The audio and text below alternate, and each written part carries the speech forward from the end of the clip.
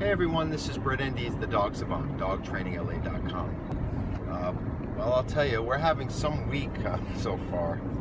Started off with a nice bizarre Yelp review, which I did a last video about that, and I've been getting some really weird phone calls the past couple days. A lot of people calling me, demanding how they want their dog trained, telling me how they're, aversive to certain kinds of equipment and they want their dog trained with a harness, so on and so forth, culminating to the new appointment I was just at that I'm driving home from, where I had met someone. It was a very, very easy, it was just an older adopted dog. These people first time dog owners, so we were going A to Z, just teaching them, any kind of residual potty issues the dog may have, nutrition, just really trying to give them the primer. I get very excited when I can have the opportunity to educate people so they really can, do the best for their dog, care for them right, train them right, communicate with them, live with them, have the right relationship. Okay, so everything's fine. Then we get talking to that. Well, I've taken him on a few walks. I'm noticing that he starts lunging and he gets aggressive when he sees a dog and dogs come close. It's not going to happen. Okay, so how are you walking him? Oh, we're using a harness and a flexi leash. Who recommended that? Well, that's just what he came with. Okay, fair enough, it's not their choice. And then I explain how, and I've done this in plenty of videos, I demonstrate it in everything I do, and it's what I talk about, 6 to 8 times a day with my clients, is that the dogs that have the most potential for problem behaviors tend to overproject. They're over-assuming, and then they get this conditioning where they feel that being on high alert, being overstimulated is a way to get through certain interactions, right up to the point where that high alert, they encounter another dog, that dog sends them too much information, they go on overload, fight or flight kicks in, they create the space with the behavior. That's how I stay alive. So what I was explaining is to create a different effect is you want your dog to remain present when you're walking. You want that mind-body connection. It's how I've explained, how I show with all the dogs I teach how to walk, that instinctively if you can tap into this way to connect each other's energy and then put it in the context of a moving command, you can day one start teaching a dog not only to walk with a loose leash, but more importantly not to react when they encounter certain stimuli when out and about. So with all that said, I explained it like that and many, many other ways.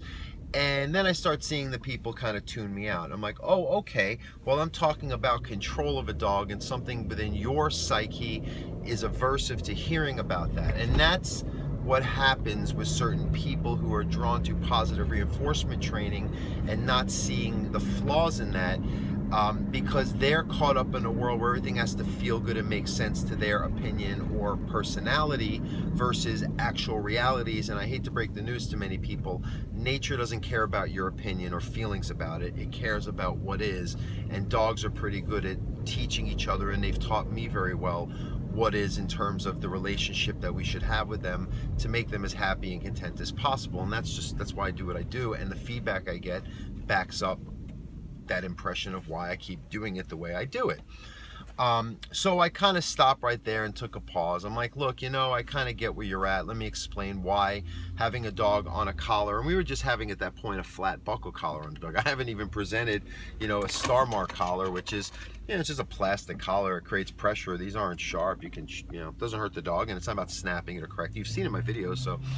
But even before that, it's around the dog's neck thing. And then I started explaining, because it is a problem, and responsible dog trainers need to educate that a lot of forms of dog training, the gentle leaders, the harnesses, has been popular because of that kind of thinking, that if we can get past the emotions that it creates and just see like, oh, I'm not hurting my dog. This is how they communicate. We're not trying to choke our dog or do anything harmful or painful. It's just communicating with pressure to get a dog to relax. And actually that's going to make them feel better, calmer, happier, and of course not reactive in everyday life, where they should be able to navigate it in a much more calm, content, safe way or secure way. So, she's tuning me out, and I keep explaining, as you hear me explain when I have my videos on positive reinforcement, all these things, that I'm not just going based on an emotion. I'm really breaking this down from a position of experience and a deep understanding, I like to think, of the human dog condition, and what's best for dogs when they have problem behaviors. And then she kind of just is like, yeah, let's just do the next thing. Like, all right, well, now we're getting to this position where it's slightly disrespectful, because I'm here as the expert to help you. I give everyone 150%. And again, I get it. I know where she's at because she's tuning me out because she doesn't like what she's hearing. So I have to address this. I'm like, look, I've done this dance before. I'm in front of people all day long like this. I get with this kind of reaction. I don't get it much because most people have a little more respect and open mind, but I get it. I'm on your side. Let me explain why you're feeling that way and why it's different in terms of your dog's interpretation or reality's interpretation. And that's the problem, is a lot of people have these narcissistic tendencies where once you address that finger hold or that stronghold of control that their psychology hangs on to because it has to be this way, they melt down and they take it personal and they get mad, and you know, of course they get uncomfortable. I'm like, look, I'm not trying to make you uncomfortable, but we have to talk about this because it's limiting, and I think I've shown, and I think you've seen, you know, my ability to even make your dog listen better in this short time, that I'm not going to do anything that's not best for your dog. And then they're like, well, there's got to be a different way. And then again, I'm not going to debate you, but I do want you to understand that you have to realize why I'm doing it this way, and it's never to do anything bad for your dog. And I was like, well, let's take another time out, because I want you to know, just to qualify myself, that I didn't get in this line of work to do anything but help dogs, and I would only do it to leave a situation with the dog feeling better than before I got there. And yeah, just trying to make them feel comfortable, hold their hand, which I rarely have to go down that route. This was a particularly interesting situation. So go over further again on callbacks. Okay, you know what? Time out. Let me just show you. Your dog's aggressive on a walk. Let me get out there with your dog. Let me implement some of what I'm explaining, so it's not just theory or a little listening in your house. And then you'll see what I'm saying makes sense, and maybe you'll be more open-minded there.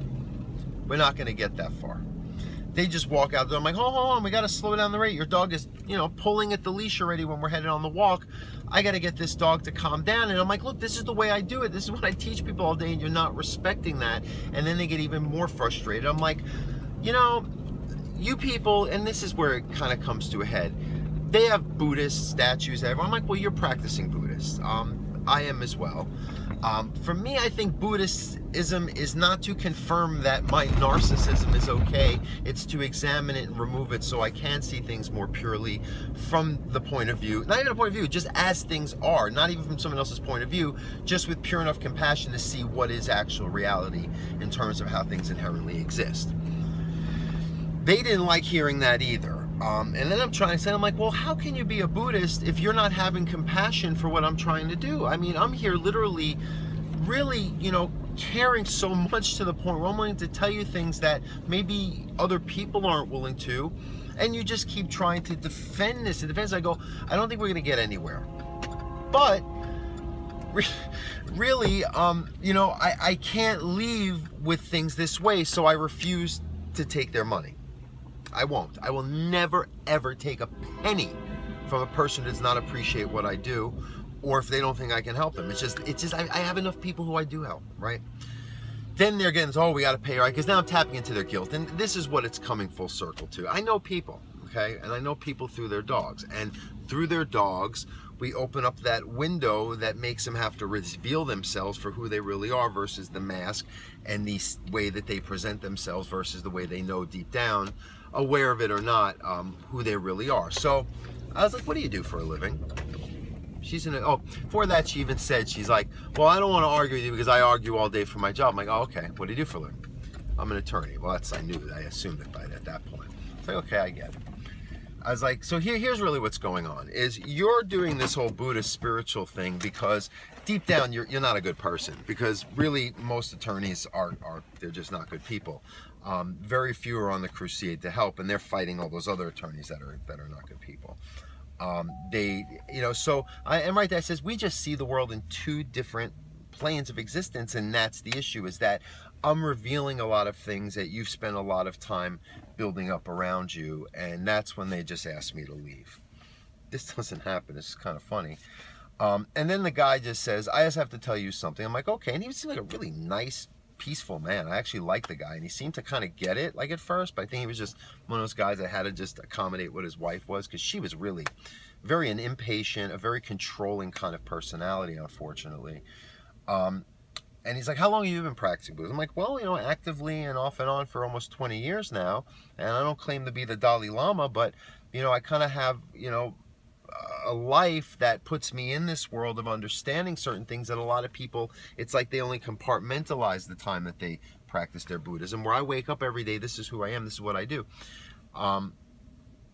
And you know, and he kind of was like shaking his head like, well, the way you're acting is not Buddhist. I'm like, no, it actually is. I'm speaking about reality as it inherently exists, and you are masking what's going on because you're trying to tell someone who is in this position interacting with dogs and their owners all day long as a professional that your opinion and feeling about it, even after that professional articulates very compassionately, clearly, you hear the way I talk about dogs. I think I can make sense when I'm explaining their condition and the relationship we have with them.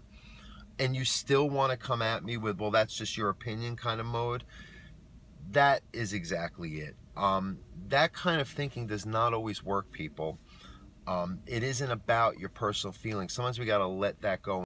Sorry about that, my battery died, so I figured I'd just finish up here when I got home. So that's what happened today. It was a great learning experience, and it's not a common thing. Most people are very open-minded, especially when you explain and demonstrate the merit in a different approach and perception when it comes to dogs. That wasn't the case this evening.